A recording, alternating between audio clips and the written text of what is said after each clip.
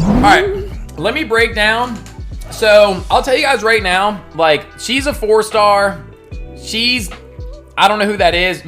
Probably some of these characters are in the, the future patches. Like, Claudia is probably going to be the first limited character. That's Cobalt Blue. She's going to be a future character. Coco Ritter, this is, I forget her name, but she's a future limited character.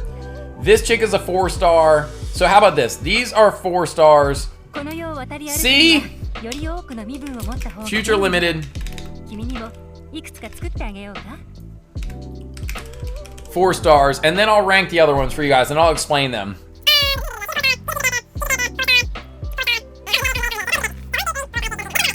So, of the Tower of Fantasy characters, and this is what's different about it, for those that are interested.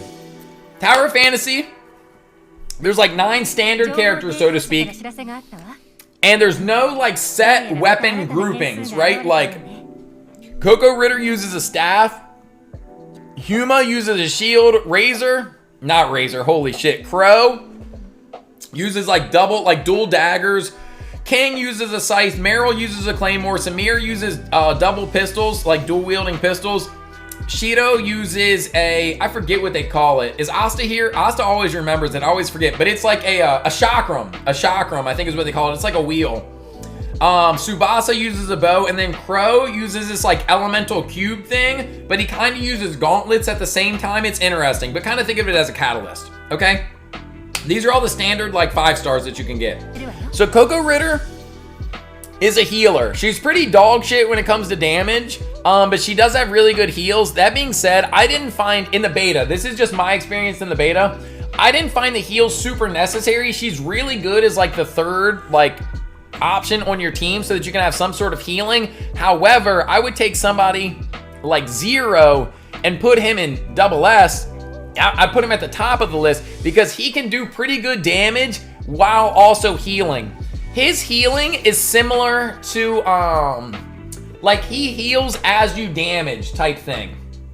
So I'm trying to think of like a good Genshin comparison, but like, you know, with Sayu, while you are, like rolling around, if you swirl when you're doing Sayu's roly-poly, you can also get heals back. That's kind of like what Zero is like. Okay, I would put Huma in S tier. She's really good. Her shield is really good for shield breaking. Ironic, right? She uses a shield, but it's got this sick ability where you kind of use it as a shield. Boom, boom. But then you can go into like her skill, turns it into like this gigantic ass axe. So the shield essentially has like a giant pole come down from it and it spreads out and it's like you're hitting people with this axe. It's pretty sick.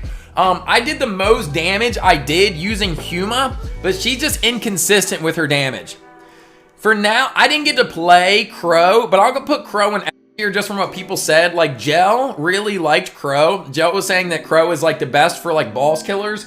And there's open world bosses that like respawn like X amount of times throughout the day. Yeah, I was in the beta test for it. It was fun. I really enjoyed it. Arguably the best damage dealer. He's really good. He uses a scythe and he gets sexy on his like 3rd constellation. They're not called constellations in this game. I forget what they're called, but there's like stars. So like on his 3rd star, you unlock, well, any character on their 3rd star, or at least for the 5 stars, you unlock like an alternate outfit and an alternate weapon skin, and he's sexy. And his is great.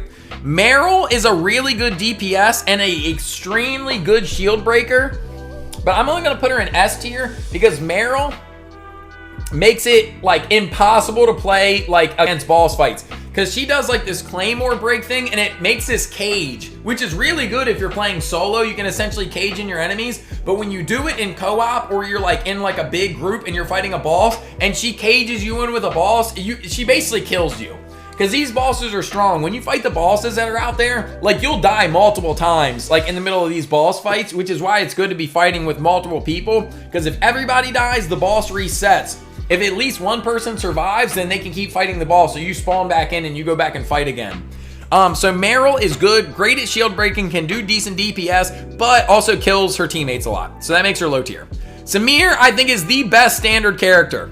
Samir has pistols that are pretty goddamn strong. Her animations are really cool. She's pretty fun to play, and she does a lot of damage, and it's like ranged damage. So you're not really like in on the action.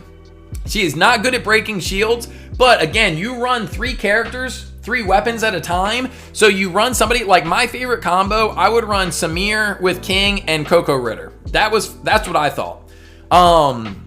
But yeah, Samir was great. She's super fun. I hope that I get her. If so, like I'll main her weapons until one of the limited characters comes out that I like. But Samir was really fun. Tsubasa, I never got to play, but I don't think people were very excited about her. She is like a bow user. People didn't really talk about her much. I assume she's low tier. And then just to keep things even, I'll put Shiro down here as well. Although Shiro does have decent shield break, but she's not a better shield breaker than Merrell, or probably not even Huma. But she does have range, and she is pretty fun. I'd rather put her at the end of S tier, to be honest. But SS for me is definitely Samir, King, and Zero, and it's not even close. If I had Zero, this would be the team I would run.